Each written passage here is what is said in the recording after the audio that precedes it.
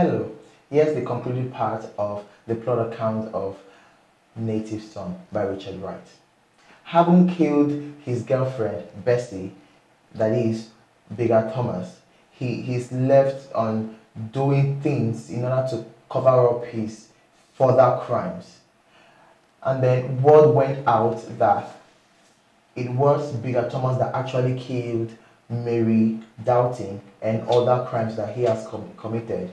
So the white people were agitated in order to capture Bigger Thomas, and there was an opera sending people out there to get him on an arrest. He was finally caught up by the white people as a result of the demand of Bigger's head.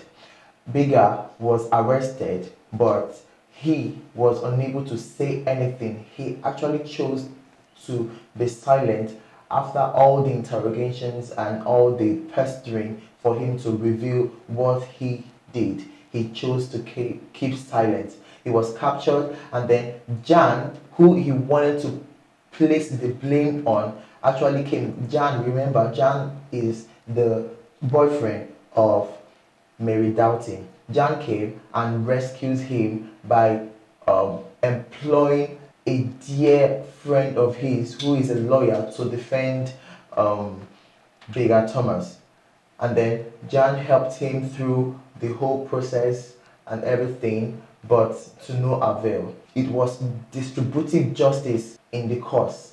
Bigger Thomas got what he deserved. Bigger Thomas got what his crimes actually meted him with. Bigger Thomas was found guilty in the course of the whole sentence, even though the lawyer gave a very outstanding plea and argument against Bigger Thomas that it was due to the racial segregation and racial misgivings that actually made him to do what he did. He was found guilty and was sentenced to death.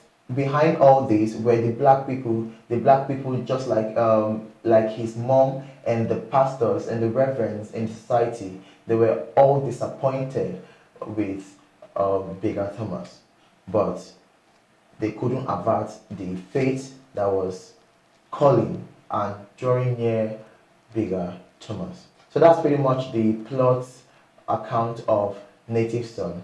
In the next video, we'll be treating the setting, language, and style.